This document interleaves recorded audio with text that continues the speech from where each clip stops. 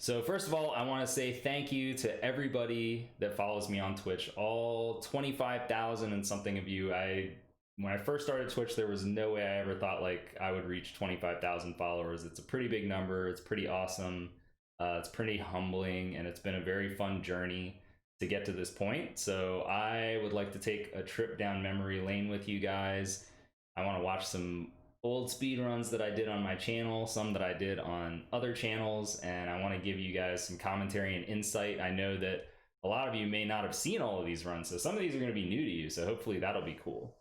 So first, before I get into that, I want to tell you guys a little bit about my own history. So back in the winter of 2008, my friend Ninjamit was like, hey man, I want to show you this cool YouTube video. And I was like, all right.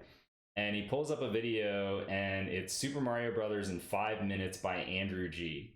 And I'd never seen a speedrun before. I don't think he even told me it was like a speedrun. Like, I don't think we even knew that terminology at that point. But he was like, yeah, check out this run, man, it's awesome. And I was like, okay. And so I watched it, and I was like, wow, that was cool. Like, I hadn't seen anything like that before. So I was pretty excited. And I remember after I went home, when we were done hanging out, I was like, man, I want to find some more of those. So I tried to look up some more. I was like, let me see if I can find Super Metroid, and looked up all my old favorite games back from my childhood. And Super Metroid was one of the next earliest runs that I saw. It was Super Metroid by Hotarubi.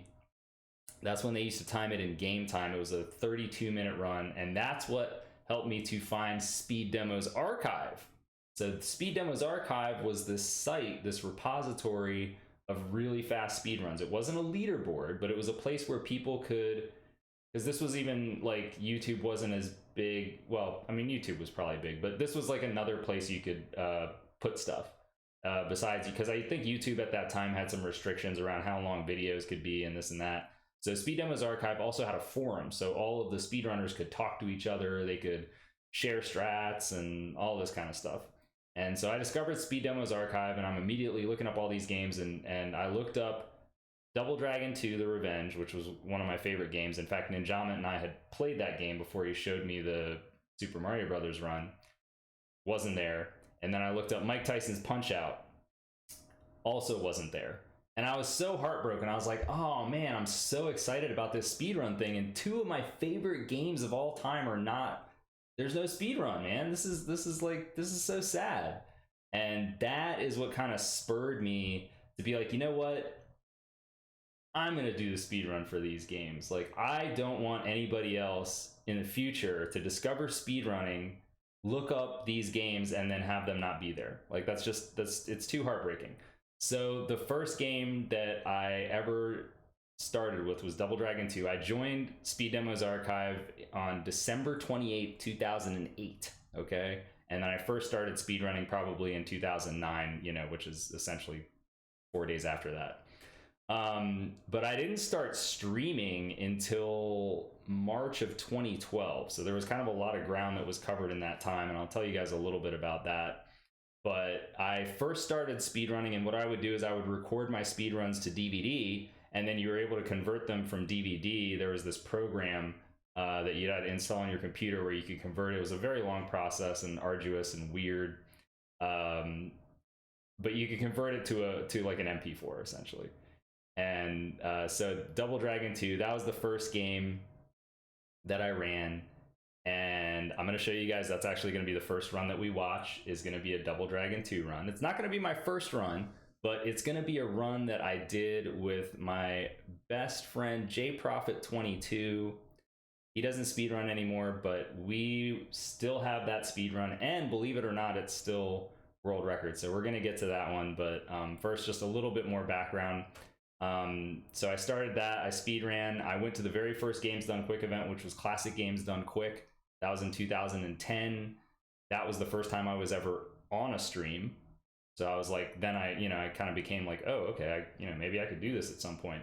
Still really wasn't, ready to do it yet. I didn't take the leap until 2012, probably around March. And Mike Uyama had showed me, he's like, okay, this is how you stream. Like I'd been over to his place. We happened to live like probably about maybe an hour apart or so. So I went and hung out with him a couple times, and I would be on his stream. I think I would play Ninja Gaiden and stuff.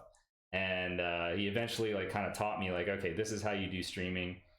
It wasn't super easy to set up, but eventually I figured it out. Mike sent me like, he's like, use these settings.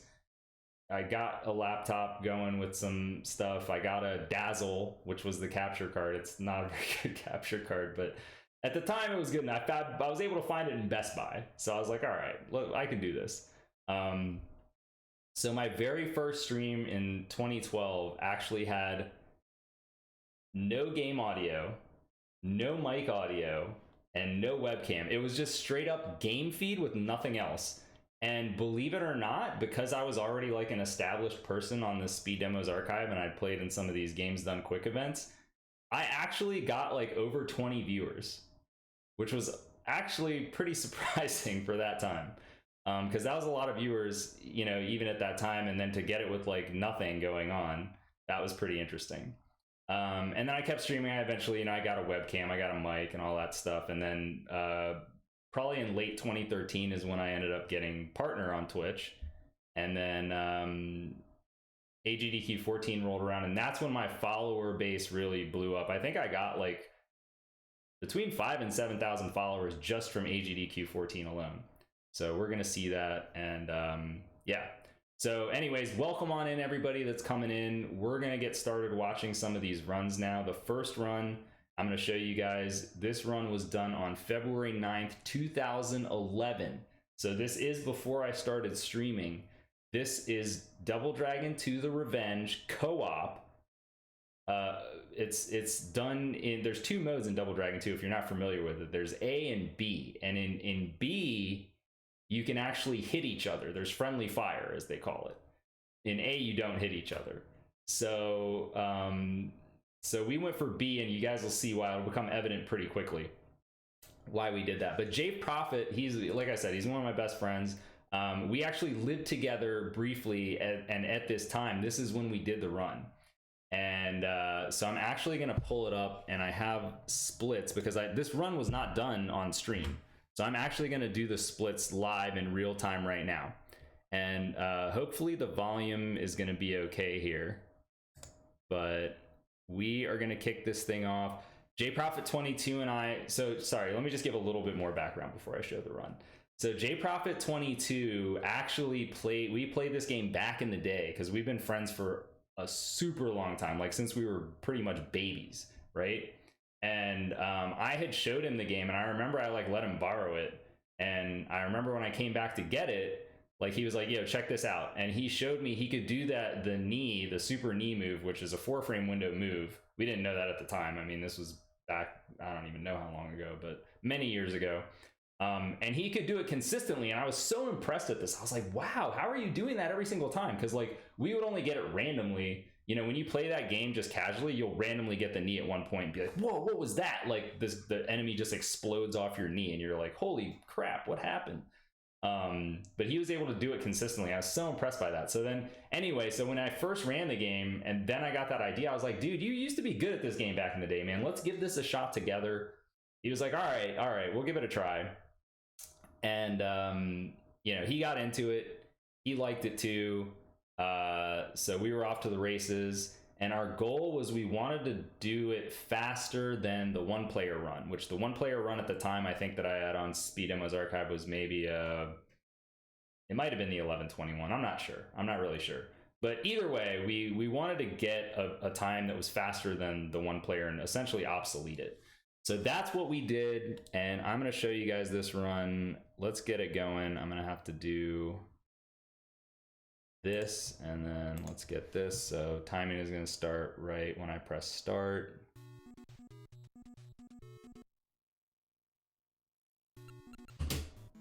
Here we go.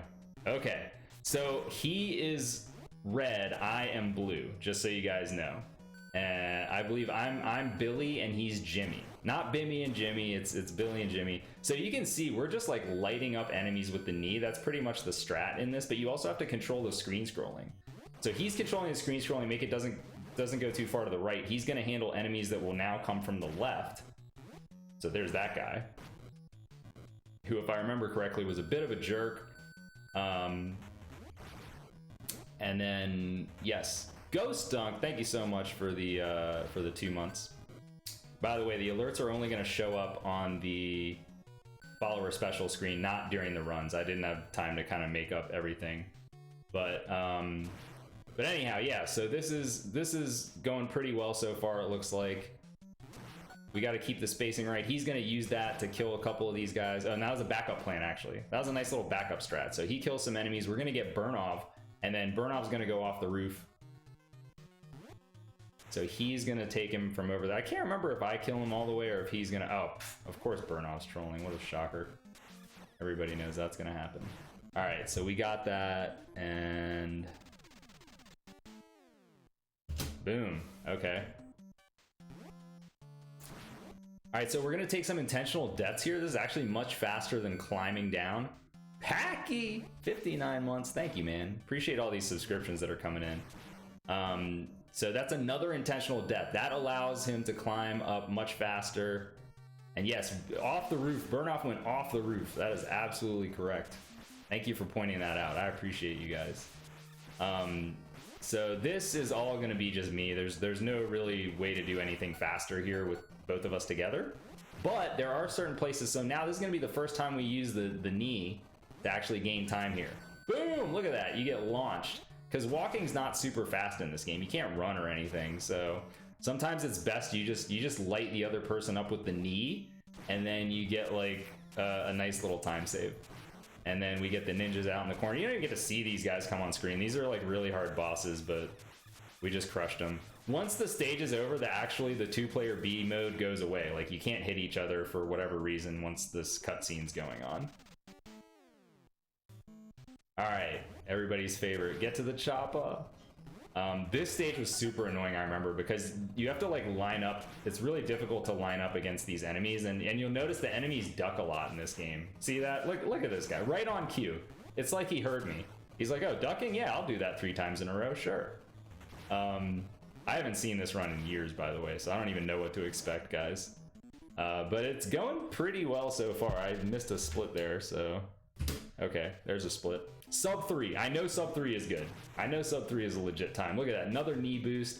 Don't scroll the screen. We want to keep all the enemies coming from the right side, not from the left. There we go. We got all of them. Time to hit the elevator. We're taking it underground, guys. We are taking it underground.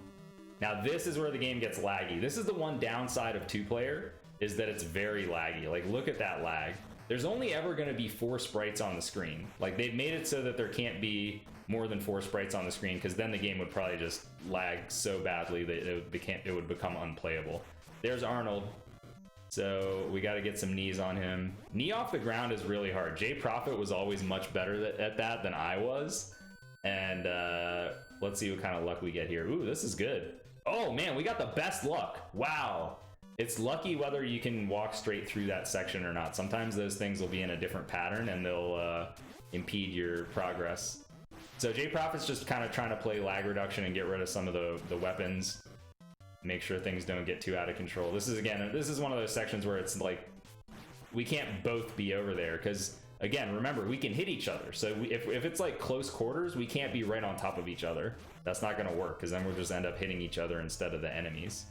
So then we do this. Nice little strat there. Oh, I got stuck. What a noob.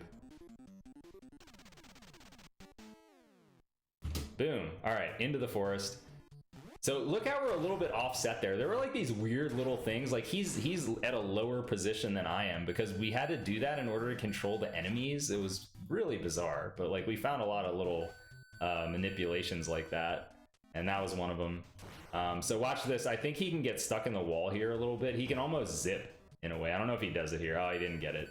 Yeah, there was almost like a little zip that he could do there sometimes, which was pretty cool. So yeah, he's taking those enemies out first, then I come along. Now this is an interesting part. Watch this. So Jay Prophet is gonna stay on the vine, and watch, that enemy doesn't move. So one of the enemies is assigned to me, the other one's assigned to him. So by him staying on that vine, it prevents one out of those enemies from moving, and then, you know, from each set. Another little knee boost there. J Prophet gonna take on the Chintai Mei, beating him down. Yeah, get him, get him. This is going well. And then there's the train. This also has like random patterns with the steam. There's steam that comes out of these little vents. I think that's a good pattern. Yeah, because I can go up right away. Oh yeah, that was a good pattern that I missed the knee. Brilliant. Okay, there haven't been a ton of mistakes so far, but that was a mistake. This run's pretty good though. Yeah, he's trying to get rid of that, so but he can back me up. Oh man, we got trolled there. That guy should have got kneed. Game's cheesing, man. Okay, so we're coming up to one of the biggest skips. This is the biggest skip in co-op, which saves a ton of time. Watch, you could get over this this gap early in the stage. Watch this. Boom! Look at that. And then this guy just takes an intentional death. That's like a huge time save. I can't remember how much it saves. It was probably like 5 seconds or something. So, and then this section's much, much faster with 2 players because the enemies always come out of the separate doors. So in 1 player, you like have to wait for one of them to come over to you. And yeah, okay. This stage was insane. This was, I'm sure this was like on par with our gold is what it looks like. And then this part was actually kind of tricky. Doing these jumps synchronized, it's like, for anybody that hasn't played this game, to jump in this game, you have to press A and B together. And A and B are also the attack buttons, so it's like sometimes you would attack instead of jumping. It was really bad. Okay. Almost sub 7. This is like, yeah, this is a really good pace. This is a really good pace right here. So me and J Prophet 22 are probably getting a little bit of nerves here. It's usually by the time you get to this stage is where you know it's a real run or not, because the last 3 stages are all run killers, like run murderers. J Prophet, he goes all out to get this first cycle, and then I stay like a little bit behind. Although interestingly enough, neither of us can go until we both get up to the top, and thank God that worked, because that part's really hard. That gear room is super hard in co-op. This is a super laggy section, but I think we get it really well. Yeah, so you get those guys, knee them onto the spikes, and the knees are so hard to do here because it's lagging so much. And like, you'd think that like lag would actually help you on something that's a 4-frame trick, but it really doesn't. But yeah, this was good. Oh man, I missed the uppercut there. As soon as I said it was good, I missed something. That was pretty solid though. So we didn't actually know, there's one of the few strat developments that's happened for this game since is that you can actually punch the enemies a certain number of times and then knee them instead of doing 2 special moves. And the way you do the special moves in this game, you always have to jump first, and then for the uppercut you just press the attack button, which is facing the direction of the enemy, which that one's pretty easy. For the knee, you have to press the A and the B button together in that 4-frame window when you're landing or getting up off the ground. And for the cyclone, you can press either button when you're in midair at the right height of your jump. So that's how all the special moves work for this game. These guys are giving us a little bit of a hard time, but overall I think this was still probably a pretty good stage 7. And Arnold, he's back. What did you expect? So there's only 2 more stages left. So in the arcade version it ends essentially on this stage, but there's actually an extra stage on the NES version, which the NES version I think is superior to the arcade version by a lot. And yeah, so this is going okay. That knee probably didn't really save us time actually. But hey, we were probably nervous, man. We were deep in the run, dude, and I think this was like a massive PV pace too. Like, so back then we didn't have splits either. That's the other thing. Remember, this is before days of streaming, before days of split. There's no, I mean, W split might have existed at that time, but we weren't using it. Like, I used to keep track of things on my DVD recorder, which is how we're recording this run. There was a timestamp and I could see that moving, and I always knew somehow, like, I was able to calculate that. I can't remember what exactly I did, but I knew the paces well enough to know, like, oh, okay, we're at this pace. Okay, this is like the most nerve-wracking part. So J Prophet 22 cannot miss here, man. He cannot miss. This is like so crucial. Like, if these ninjas get loose, it's over, dude. Run is over. So he clutches it out. He gets all 3 sets of ninjas. Cyclone knee, perfect. Then we just got to beat these 2 guys down. There's 2 shadows instead of 1. Looks good so far. I think this goes a little haywire though. I think one of us gets ours down and then the other one doesn't, and it gets nasty. Yeah, oh, okay, I'm getting owned. Yeah, that's what happened. Oh, that was so unlucky, man. He got that freaking... Man. J-Prophet did the knee, and like somehow it went through him. He got like iframes or something. All right, final stage, guys. Is it Marion? No, it's not Marion, dude. What happened? Who's this? It's the final confrontation, guys. So check this out. This is the best part. This is Pong. This is how you play Pong in Double Dragon 2. Oh, except for when that happens. Watch this clutch knee off the ground, though. Oh, he uppercutted him. Okay. Either way, dude. Thank God. Thank God he kept him in the loop. If he gets out of that loop, it's a huge time loss. That's it. Boom. Final slow motion. 11:0. I think it's actually 11:08. I probably split late there. Oh, whoops. My splits were off anyway. All right, whatever. It was 11:08, guys. All right, just trust me. Just trust me on that. Just trust me on that. We did it. We did it, guys. World record. World record. We're in there. We get to watch this beautiful ending. The mysterious warrior died. He didn't leave a clue, but you know, we avenged Marion. But then there was this thing that happened, and then it was like, oh, Marion,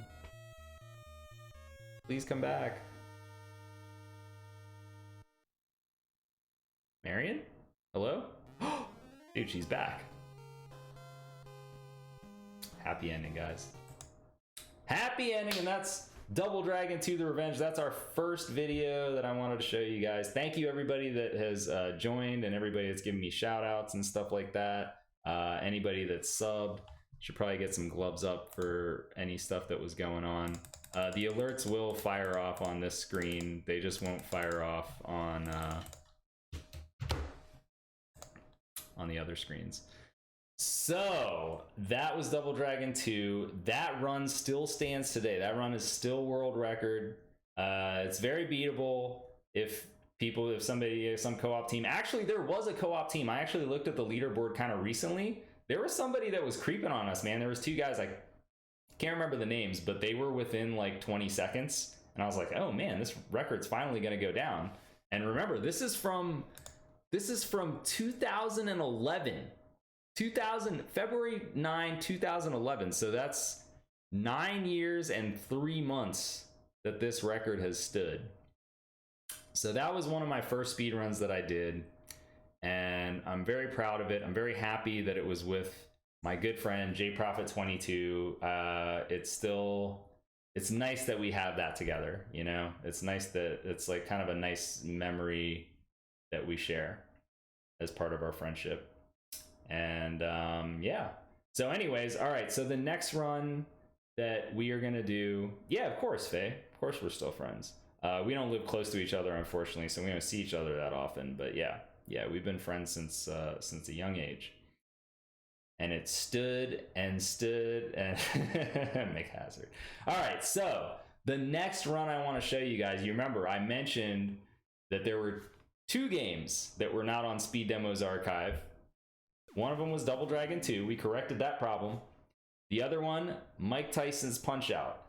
We had to correct that problem. Not only did we have to correct that problem, but we had to get Golden coming in with the thank you for 25K more. I'm hyped for it, man.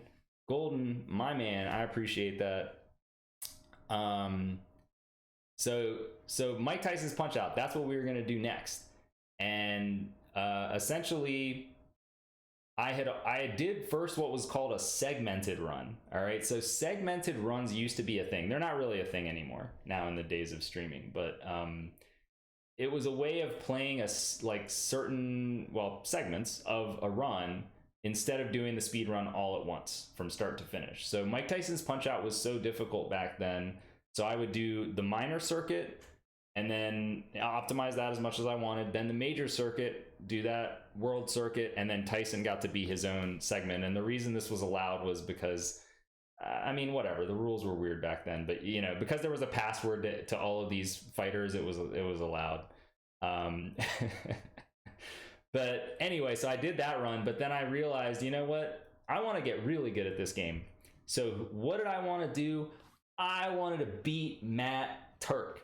And for anybody that hasn't seen the Summoning Salt video, the quest to beat Matt Turk. You want to watch that one. Now, this is before the quest to beat Matt Turk, okay? So you guys are getting the prequel to the quest to beat Matt Turk. This is the original quest to beat Matt Turk, because this was, I wanted to beat his single segment speedrun. He was the only person that had done a single segment run to that point. Just as a challenge, he wanted to show that he could beat all 14 boxers in a row in round one. So it was a challenge kind of thing. And his time was 16:59. And Matt Turk, for those of you that don't know, is like this legend in Mike Tyson's Punch-Out. He completely dominated the leaderboards. He was the best player. He innovated strats. And what was even better was that Taggett is gifting 25 subs. Oh my goodness, dude. Thank you so much, Taggett. The hype is unreal right now, man. We got to get some gloves up for that. We're going to have some alerts going off for a little while here. I am going to talk over those, but welcome everybody that just got some gloves. Welcome to Glove Clubs. Lace them up, man, because we're ready to do some Mike Tyson's Punch-Out. Get those gloves on. Get ready. We're going to throw down in a minute here. But Matt Turk was a good guy. He wanted to help me out. He had played Punch-Out way back in the late 90s, early 2000s, and the community had kind of died down for many years. So, like, when I came back and I emailed him, I like reached out via email, and I didn't even know if he'd respond or not, but he did. And we had a lot of back and forth, and he would, you know, teach me things and give me advice and everything like that. And eventually I was like, man, I think maybe I can try to beat his single segment time once I got good enough. It took a while, guys. Like, the game is not easy at this point. Remember, I essentially had to route the game. There was no route. There was no strats. All the strats for the game at that point were geared towards individual fights, and the odds were astronomical on a lot of these strategies. So it's like, you're not going to use those in a single segment run. But I developed strats over time, and eventually, I pulled stuff from my segmented, and I was like, all right, we're going to do this, man. And initially I had started doing these attempts offline. It was before I started streaming was when I started the attempts. And it took me a long time, because this run happened on February 22nd, 2013, which, yeah, so it's about 2 years from the run I just showed. And this run, there's no splits. You guys are going to have to bear with me here. But I had been falling under the pressure of the splits too much lately when I was on good paces, and I would choke on Mike Tyson. And so I was like, you know what? I'm just not going to show the splits. I'm just going to, if I know a run's going well enough, I'll keep it going. And that's what I was doing here. And there's one other quick story that I have to throw in, because I want you guys to understand how difficult it was for me to get to this point. So I'm not somebody that's very, like, much of a rage person when I play video games. It's extremely rare that I'll get so upset over a video game. But the only time that's happened, one time in my life, that I actually threw my controller was when I was doing a speed run of Mike Tyson's Punch-Out, and I was on pace to beat Matt Turk. I'm fighting Mike Tyson. I get him down. Yo, hype train, let's go. We're already going to be at like level infinity because of that 25 gifted. I think that's how it works. Yeah, we already finished the hype train, guys. Good job. Good job, everybody. Give yourself a round of applause. Although I will say this, if you want the emotes, you have 5 minutes if you participate in the hype train, because it doesn't actually end for 5 minutes. You can still get the emotes if you want to. Dude, that was the one-man hype train by Taggett, I think. We did it, guys. There you go. See, Atrified knows what's up. She's getting in the hype train. Irazat getting in the hype train. That's it.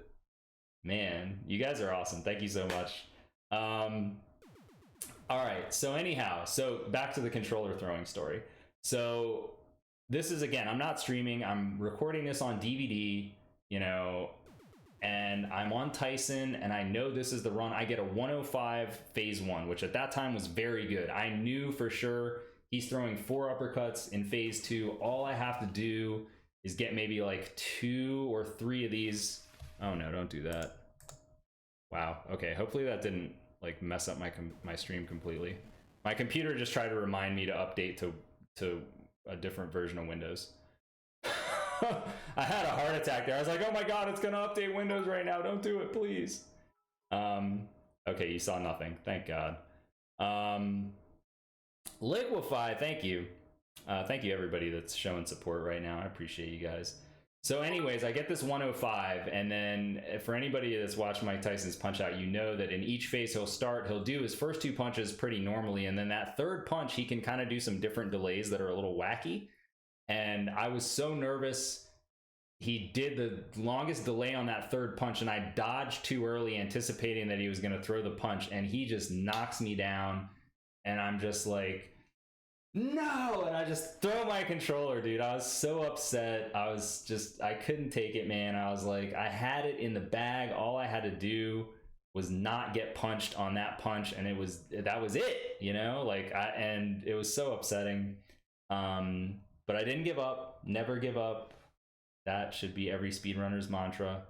And then eventually we came to this point that I started doing attempts on stream, and now you guys are going to get to see this attempt in which, first, actually, let me just close these splits, exit. No, we don't need to save those. You guys are going to get to see me take on Matt Turk. Here we go. Hey, look, it's current me, dude. It's current me. So there was no webcam at this time. I just had the splits. If you're wondering what these hashtags are, it's kind of a long story, but essentially, like, back in the day when this spreadsheet was made up by somebody, this is a Google sheet, like, it would say hashtag value in a lot of the cells because of some, I don't know, it was how Google Sheets worked at the time. Anyway, so eventually we started making up other hashtags. It was kind of like, hashtag this. So Don Flamenco, I had to remember to hold left and B, so to dodge, I had to remember to dodge at the beginning of the fight because of the buffer strat. So that became hashtag dodge. King Hippo, I think that hashtag's pretty explanatory, self-explanatory, and so is Soda Popinski. He was the gatekeeper, so he was hashtag gate. Tyson was, of course, hashtag Tyson please, like, don't do me dirty like that. And you know, so on and so on. And there was much more. There were many more hashtags that eventually came out. So Glass Joe, actually, back in at this time, guys, there was not a buffer strat to get 42 flat every single time. You sometimes would get a 42.25, and so I just kept playing 42.25. I knew that was good enough. I don't need to reset. And remember, you guys are not going to see my splits right now, so you're going to be in the dark. I think what I had going on was I had somebody else that had a copy of this sheet, and they were keeping the times in there. Like one of the viewers was keeping the times. So like, I think, you know, so that way when I got to the end of the run, I'd know if we were actually okay or not. So yeah, Von Kaiser is like an old school strat. And 37, you know, that's fine. That's fine. I'll take a 37. You can see Matt Turk had a 36.97 because he had very good execution, apparently. 36.97 is a common time if you were to get no lucky star, but you had good execution. That would be reasonable. All right, so Honda. So check out this strat. This is an old school strat right here, man. This is Piston Honda before there was any kind of manipulations. You know, now we do the manipulations, start the fight at 209. Look at that, all left guts, dude. All left guts, using the 3-star punches, manipulate the guard. Check it out, dude. This is my strat, guys. I invented these strats, man. I invented these strats. All right? That's how the game was played back in the day. You had to make up your own strats. So 32, I mean, I think this is good, actually. Like, I don't know what kind of refill I'm gonna get here, but bad refill, apparently. So bad refill happened. No big deal. We'll do the old school phase 3. All you do is you get, you know, 3 stars and use them all, and he goes down. If you get the good refill, he'll go down on the 2nd star. That's essentially the difference. Like, it's actually not. So yeah, 48. That's fine. If you get the random star, is actually. So far I'm only just a little bit behind Matt Turk. Is what it looks like. Because I got a 42.25 and a 37 something, so I can roughly keep track in my head of kind of like where I am relative to Matt Turk. That's the idea. And you know, we're really not going to have too much deviation. You can take a look at his splits. So he's got the task time on Don too. You know, he's that optimized. That's how he plays the game. His hippo is pretty good because at this time there's no hippo manippo guys, so you know you have to rely on luck, completely on luck versus King Hippo. That is what is necessary. But for Don, I have to remember to dodge, and then I have to say shout outs to Zallard1 because he discovered this strat, and this strat made the odds of beating Matt Turk go up astronomically because I used to have to do this frame perfect punch manually. In fact, in that controller throw run, this strat didn't exist yet. No, this strat did not exist. In the controller throw run, I had to manually get that star punch, which it's really hard to get it. There's not a good visual cue for when you just have to know that, okay, this is the perfect frame. Throw punch. I literally just said why I didn't. But Zallard figured that out. He saved the day. He basically spawned the entire Mike Tyson's Punch-Out speedrun community. He was a little early in doing so, but I think without this strat, then the number of people that would pick up this game would be like way lower. So shout outs to Zallard there. So 15, so we're still on a fine pace here. There's nothing to worry about. We got King Hippo. He's gonna give good luck, right? Soda pop. I mean, why wouldn't he? Why wouldn't he just open his mouth 3 times in a row? Oh, that's why. All right, second punch. This is good. Third punch. Okay, I probably missed that. It looked like it was late. Yeah, it was late. Okay, fourth punch. So this could have been really good. This could have been like a 40 something. Probably a 41. But because of my poor execution, I'm afraid that we're going to be stuck with a 53 here. Now, to note, you would think, oh, well, 53, now this runs over. But look all the way down. Look at Super Macho Man for Matt Turk.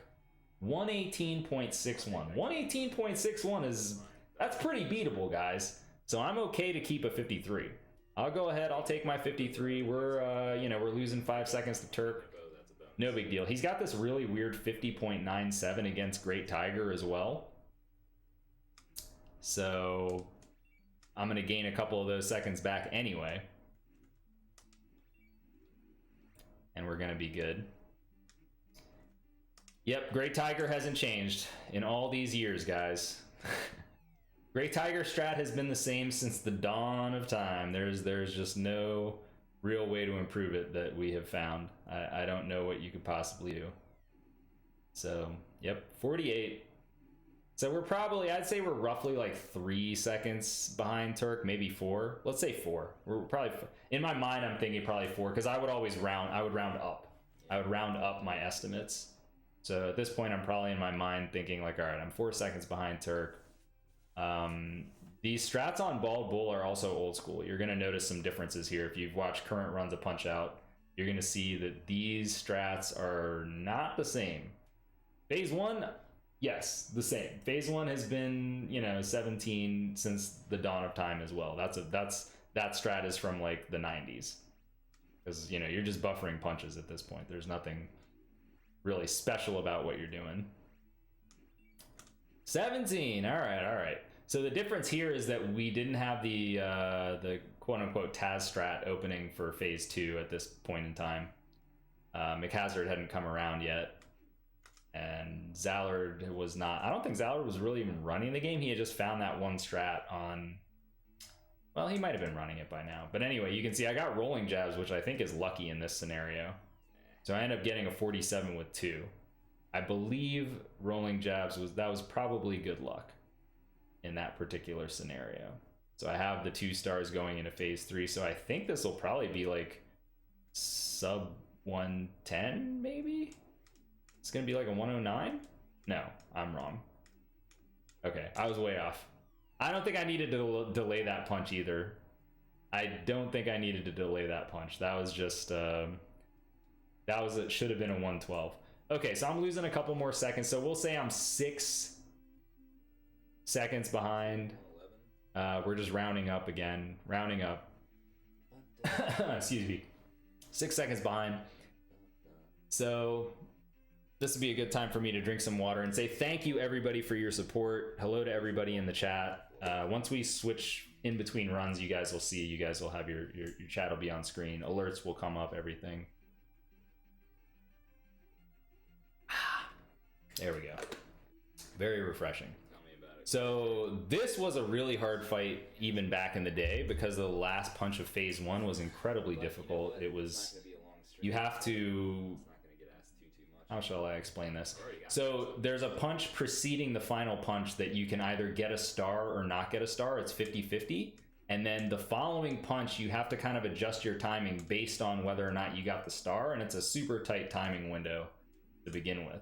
So let's see if I actually get it. I missed it. But the good thing is there's a backup. So I believe that if I had hit that punch, he would have been down at 30 seconds instead of 32. But I didn't get the star, so I think I threw my punch too late in that instance. And then check this out. You got to wait to throw the star punch here because the max damage uppercuts weren't known yet. And then I have 3 stars, so I can just buffer this star punch, dude. This is awesome. Look at this. I don't have to do anything. I just press start. He's done. Easy. Oh, man. And it's a 54. Okay, cool. So I'm gaining time for the first fight since, since Great Tiger. Great Tiger is the only fight I think I've actually gained time in. I've lost time in every other fight. So now we're at hashtag gate, hashtag gatekeeper. Yeah, laugh it up, buddy. I can tell you this, you're not gonna be laughing at the end of this. I know how this one turns out. Yeah, you're going down. 20 seconds. Okay. So again, this is another older strat. This is the traditional Soda Popinski strat where you don't take any intentional knockdowns and you don't do any fancy screwdrivers or other types of ways of guttering him faster. This is just pray that he throws an uppercut. That's the strat. Pray that he throws an uppercut, man. Yes, that is the Gaiden laugh. One more uppercut. Let's see it, Soda. I don't think he's throwing a hook. Nope. Sure isn't. That's close. All right, 1 minute. We will take So losing time again. So that's 5 more seconds. So what did I say? We're probably about 5 seconds behind there. So 10. So at this point, I'm probably thinking I'm 10 seconds behind. Maybe even rounding up to 11, but 10 to 11 seconds behind. 129.82 is a pretty standard time on Bull, so I don't really have a time gain opportunity here. This is more just pressure, like don't mess up. Get those first 2 punches. Okay, good. And then we didn't know about the guard manipulation, so I had to do that instead of doing the additional 2 rolling jabs. So he could have technically not retaliated there, but got him down. That's good. That's good. But still, 10 seconds behind, guys. Like, this isn't a monster pace by any means. Like, I've definitely been on better paces than this. I've probably been ahead of Turk by this point in some of my runs. Although it wasn't easy to do. With the strats I was doing, it was actually pretty tough to be ahead of Turk on this pace. So this is gonna be good because it's a 106.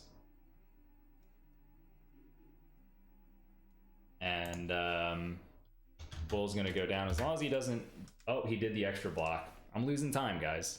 I'm losing time. Man, what a beating. 2 more seconds, guys. So that's probably 12 seconds behind. So I don't know. I can't actually hear the audio. I don't know how well you guys can hear the audio of me talking either. But I would imagine at this point I probably thought the run was close to over. Because even though you look at the end there, he's got that 250 Tyson. At this point in time, like back in 2013 days, like just beating Tyson in round 1 was like a miracle. So, you know, even if you got a 259, that was good. And then look at this old strat on Don. Oh my god. This is such an old strat. Man. But this is what happens, guys. When you're like the only person coming up with strats for a game, you're not going to get them right. Like, a lot of them are going to be unoptimized. But hey, Don's down, dude. 46. I mean, 148 is going to be probably a tough time to beat with this strat. So we're looking at, I'm 12 seconds behind here. There's not really any lucky stars. I don't even know what refill that was. I wasn't paying attention. Okay, that's good. 124 with 1. That's good. This could actually save time. Because I should be able to get in 2 right guts here. Hopefully. There's 1. There's 2. Oh, and he threw it right away. Yeah, this is going to be good. Boom, 141. All right, now I was probably getting hype. I'm like, all right, we're back in this thing, man. We're back in it. Let's go.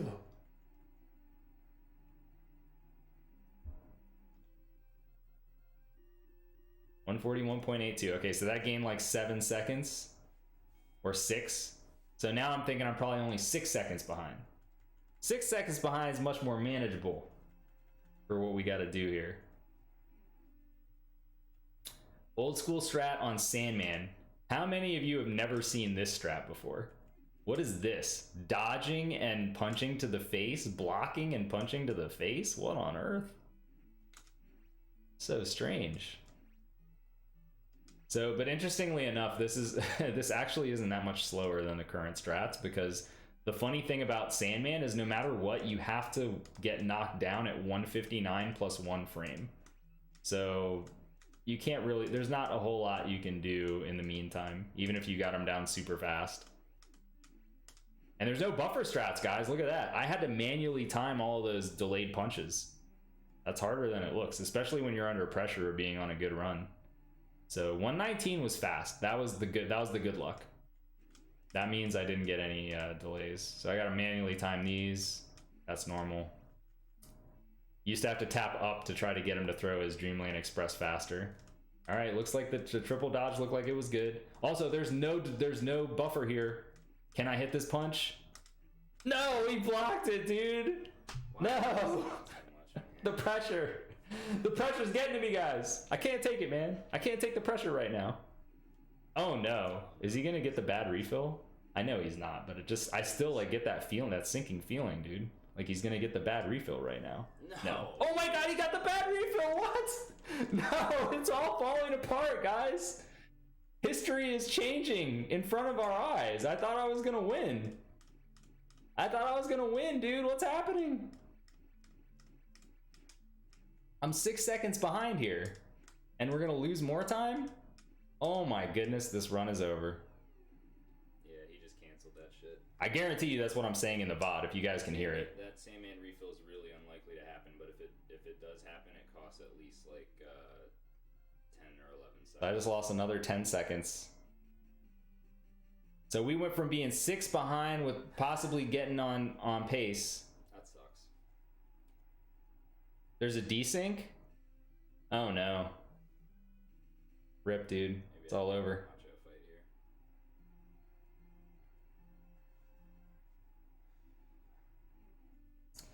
All right. So it all comes down to Macho, dude.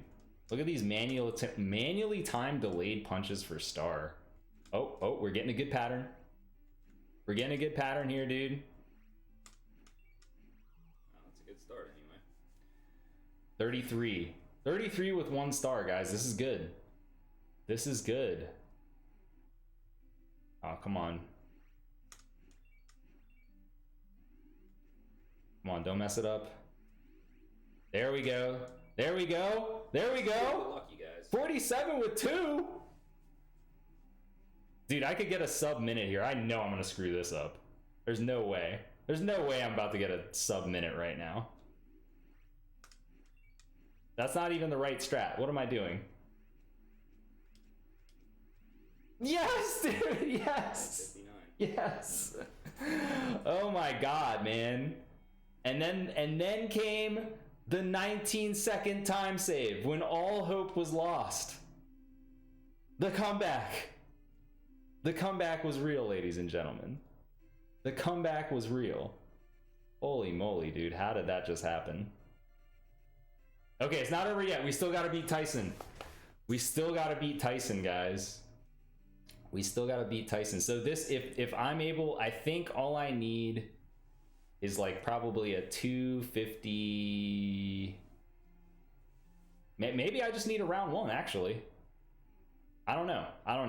I'm pretty sure that this can be the run even with a very high round 1 fight. All right, hitting the frame perfects. Hitting the frame perfects. Here we go. Good pattern. Good pattern. Oh no, I got blocked. Oh my goodness, I missed. Oh no, dude, it's all falling apart. Stop choking.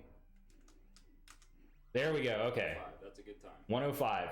I am probably at this point, I bet you I was having a flashback to that controller throw.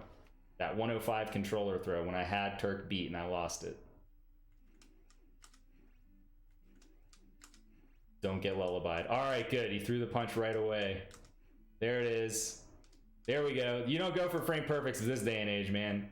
This is it. I'm just like, don't get punched. Don't get punched. Yes, look at that. 157, dude. It's over. It's over. All I have to do is dodge and punch, man. Dodge and punch. Dodge and punch. There's no buffer strat at the beginning. Zallard hadn't even invented that yet. Dodge and punch, baby. Dodge and punch. Come on. You can do it, Mac. You got this. Let's go. Let's go. Yes, 251, dude. All right, that for sure is record then. So this ended up being a 1656. So I beat Turk. I beat him by 3 seconds. 3 seconds, guys. That's how much we beat Matt Turk by. That was it. That was the first time that Matt Turk had ever been beaten, at least with video proof anyway. There was video proof. It happened. I streamed it. I mean, people were there. I think probably Zallard was there when that happened.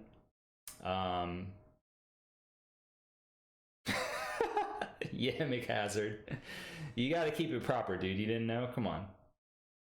Oh, man. Wow. That was intense, guys. I haven't watched that run in a long time. I watched a little bit of it because I saw Summoning Salt was doing a thing where he was showing some old Punch-Out runs.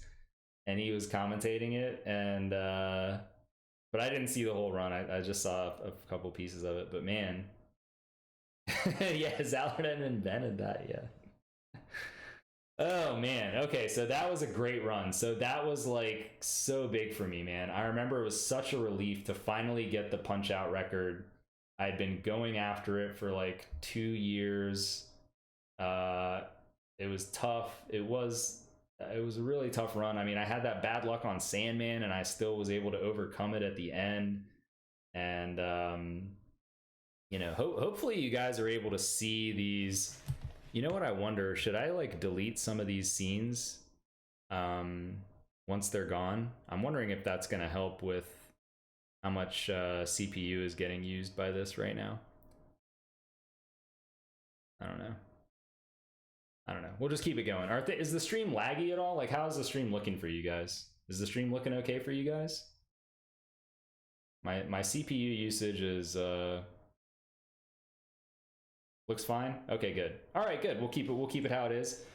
We'll keep it how it is, guys. Okay, so that's 2 runs down. So the goal has been completed, guys. So like I said at the outset, I wanted to make sure that there was a Double Dragon 2 run and a Mike Tyson's Punch Out run on Speed Demos Archive so that other people on the internet could find these speed runs when they searched for them. And that was done. So it was like, okay, well, what now? You know, what do I want to move on to now? The answer was I had already done it because we're actually going to go back in time now. So we're gonna time travel backwards, and we're actually going to go to May 10th, 2012. And if there's any Summoning Salt fans out there, you might have seen a video recently, the Ninja Gaiden record progression video just dropped. If you haven't checked it out, you'll want to check it out. So this is not an any percent run. This is actually a different category. This is low percent in Ninja Gaiden, and low percent in Ninja Gaiden is just sword only. All right. So the rules are you cannot get any sub weapons, obviously, or use them at least. I mean, I think if you accidentally picked up a sub weapon, it's okay as long as you don't use it, I believe. But you can't get the Time Stopper because that counts as using a sub weapon, and you cannot get health either. No health. So those are the rules, essentially. And this wasn't like a very heavily run category. It wasn't like, you know, tons of people competing in Ninja Gaiden Sword Only. Ninja Gaiden had some pretty heavy competition in any percent. But Sword Only, the world record holder was somebody that I mentioned earlier in the stream. This is somebody that you all should know of by now if you've watch my stream, or he's even become more popular, and you know, he's been in Summoning Salt videos and other stuff. You should have heard of him. Hotarubi. Hotarubi had the record in this game, and back in 2012, beating Hotarubi was like a huge deal. Beating him in any game, because he was dominant back then, and you know, people in the West had discovered this guy, and it's just like when his run first came to SDA, his 32 Super Metroid run, like it was stuck in verification for a while because people were like, did he cheat? Like, it was so good, people thought he cheated, man. Like, it was so good. Now, that being said, I want to tell you guys a little secret. Now, I don't know this for a fact, but my theory is that because this was not an ultra competitive category, Hotarubi may not have pushed this particular run as far as other runs that he did. Okay, and he was very good at Ninja Gaiden. He had any percent, a very low time at the time. You know, he had a low 12-minute time, which was not the record because of Ohon, but it was very close. He was better than all the US players. And you know, so I decided I wasn't even really going for world record. I had been doing Ninja Gaiden, and I was kind of like, I want to do a different category. I want to try something new. This sword only thing seems cool. You know, let me give it a shot. I was still early streaming on Twitch. So Ninja Gaiden sword only. This is one of the first. This may be the first world record I ever got on my stream, I want to say. Because this was, I only started streaming in March of 2012. This is May, so it wasn't that much longer away. But I will show you guys now. We are going to check out Ninja Gaiden sword only. This is the low percent run. Let's go. I mean, I guess I could get Twitter. Go Colts, apparently. I know FunkDoc has Twitter, and he's always doing all that. Like, yeah, I'd already talked about that, Mike. I told how you helped me set up my stream and everything. Done that for me one time because I got like a shit out of nowhere, and then there's Uyama. I wouldn't be streaming without him, guys. Must have tweeted it. So, all right. So in this run, like, you just got to use the sword, right? So I can't get spin slash here. So I've got to do a little bit of a different strat here. Kill the dog with the sword. You know, you still take the damage boost. I haven't watched this run in forever, dude. I actually don't know what's going to happen in a lot of these sections. Like, use your real information, right? But if you're not familiar with Ninja Gaiden, there's one thing that you should know, and that the hitboxes in this game are so wonky and so frustrating when it comes to using your sword that it will drive you crazy. Like, people that try to play this game casually, you'll just be like, oh my god, are you serious? How did that not hit? How did that not hit the enemy? The sword is right there. So eventually what I figured out is that you kind of actually have to play this game like Punch Out. You have to pretend that you don't have a sword, and you have to try to punch your enemy. Punch your enemy. The sword will always connect if you pretend as if your fist is what is connecting with the enemy. So it becomes a little scary because you're so close to the enemy that you're either going to hit them at the last second with your sword, or you're going to get punched by the enemy. One or the other. And then with certain enemies, their hitbox would oscillate, and you had to time the stuff differently, but I don't know. The sword is made of cottage cheese, says McHazard. That is probably accurate. You know, I would love to see Arcus run this category, guys, or Pacifist, but he only runs any percent. Yeah, it is, Carter. Don't get me started. Anybody that's not aware, Arcus is the most dominant Ninja Gaiden runner of all time. He's put in God knows how many attempts for any percent.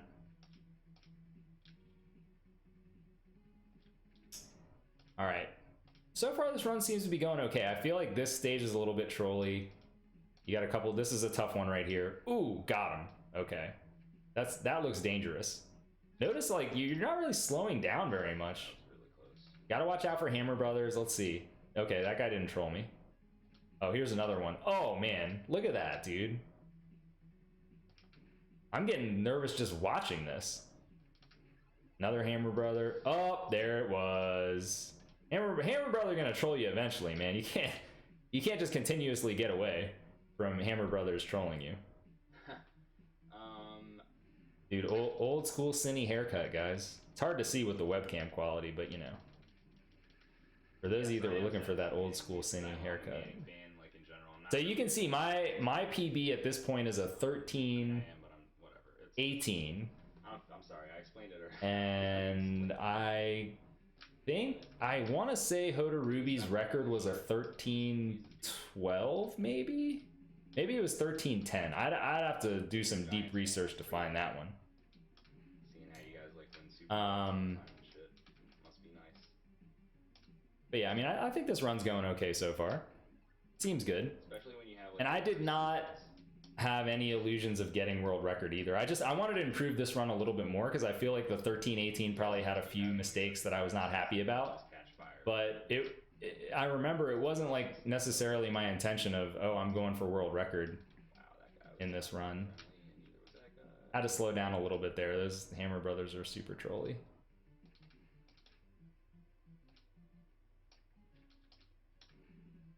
This isn't too bad though. I say that, now something bad's gonna happen. It's guaranteed, dude.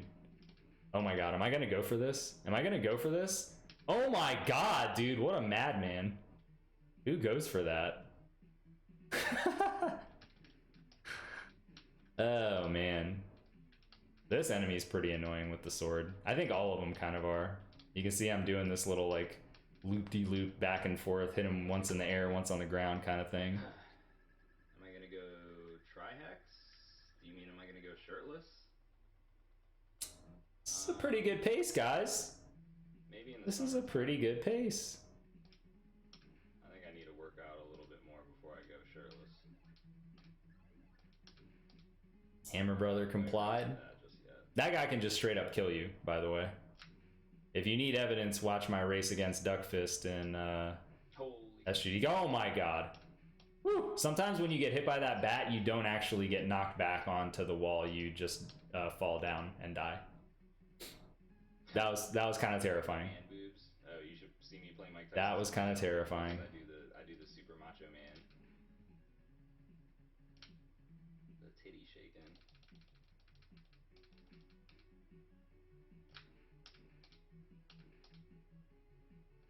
Oh man, I got a bad hua? That's Dang. what I will be playing tomorrow night, everybody. So if you like Mike Tyson's Punch Out, you should tune in on Friday. I guess you guys can actually hear me talking in this one. Maybe I'll commentate a little less and we can hear what I'm saying. Tyson's Punch Out getting destroyed. Or you guys can. You will enjoy it, trust me.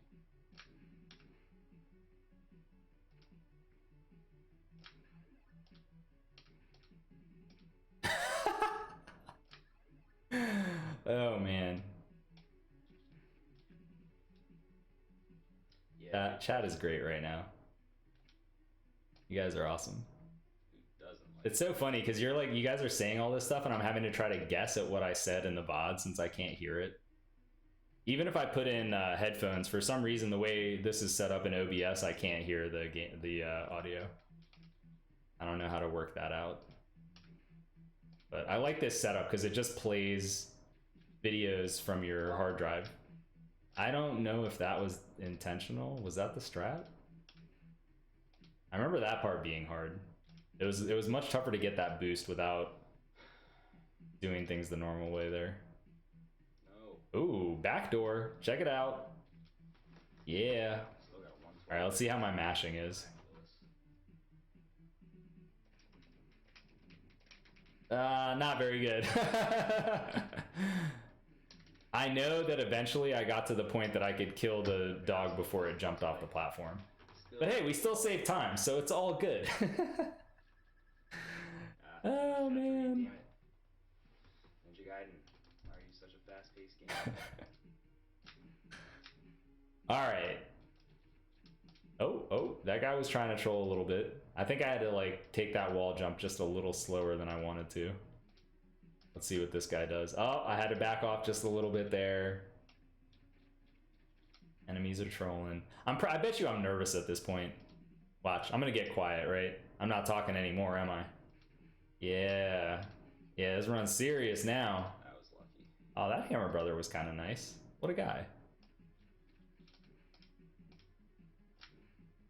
I just said I'm on a fast pace. Okay. Serious time, boys. Let's get it. Oh, nice hit, dude. Nice hit. Can I get this guy? This guy's like the hardest, I swear. Wow. Nailed it. Nailed it, man. It's going well. All right, I need to not get hit by this bird. Oh, thank goodness. If you jump too early there, you will get hit by the bird. All right, am I going for that? Oh my God, I'm crazy. What the heck, dude? Why would I try to kill that bat? What the heck? Don't try that at home, ladies and gentlemen. Oh no, oh no, get out of there. Get out of there, what are you doing? Oh God, I missed that boost too. That was a really bad stage. Oh man, I'm choking, guys. That was a debacle. Lemon flop. This is great. This is great. Oh, this screen seems like it would be terrible. Okay, all right. Sure. Oh yeah, take that, Hammer Brother. I wasn't even scared. Jumped right in there. Oh, I don't think you could do. Oh, this is before the SP boost. So let me tell you guys a little history of the SP boost. The SP boost is actually called the Sex Panther boost. And the reason for that is there's a movie called Anchorman. And in the movie, there's a fictitious cologne, which is called Sex Panther, which 60% of the time works every time. And that's kind of, somebody had made the joke that, you know, we only get that damage boost 60% of the time. So then somebody started calling it the Sex Panther boost, because this is a hard boost to get. I didn't even attempt it in this run. I don't know if it was known yet or not. I thought it was breakdowns, Allard, but I wasn't 100% sure. But anyway, that then became the San Pellegrino boost because Arcus took over the game and Arcus drank San Pellegrino and he didn't like to call it the Sex Panther, so he would just call it the San Pellegrino boost. But then I think Arcus, like, he decided he didn't like San Pellegrino anymore, and then it just became the SP boost. So there's your little history lesson. All right, we lost some time in Act 5, but you know what? This is still a pretty good pace here. All right, step 1 complete. 130. That's a good stage.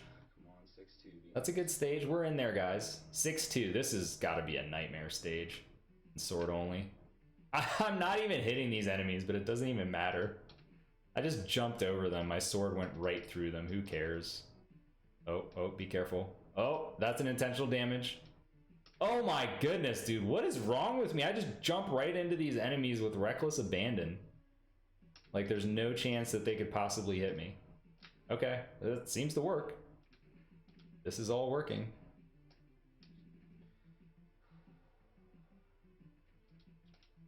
I haven't said anything for the last 2 stages. I believe that. Oh, this screen looks terrifying. Oh, look at that sick boost.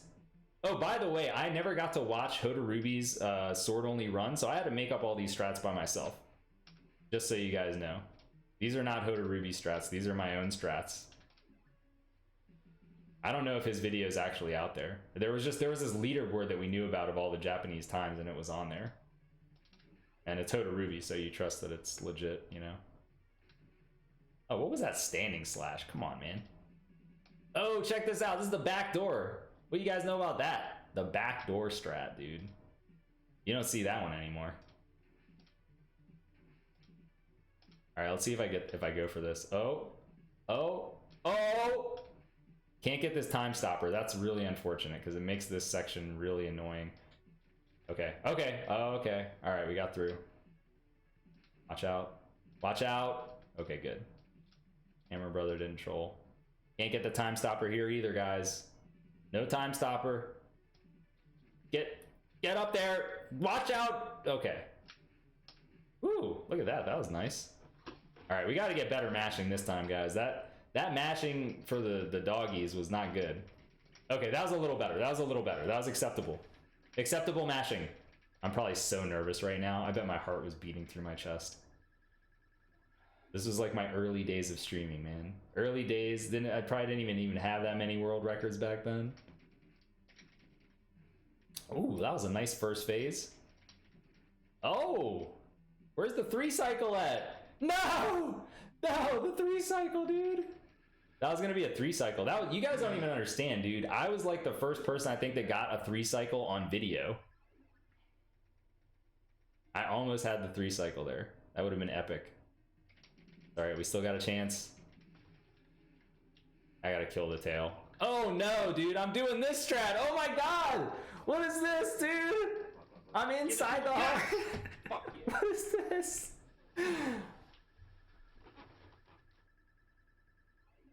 Boom! That is the friggin' run. There it is. Whew. Lordy. Lordy Lord. Hotarubi. I just look relieved, man. 1307. Out with that run. He is beaten. I'm probably talking some trash now. This must have been the Hotarubi has been bopped or something like that. That is the run. Man, all right. That was it. So that was Ninja Gaiden Sword Only world record. Beat Hotarubi for the first and only time. Yeah, I haven't beaten Hotarubi again since then, as far as I know.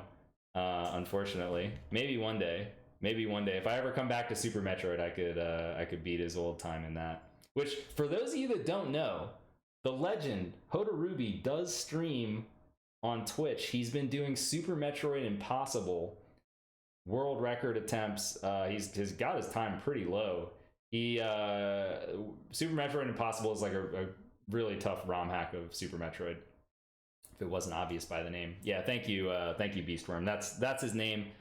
Definitely give him a follow. He doesn't do usually like, he definitely doesn't do webcam. I think he sometimes might do mic, but he doesn't really speak English.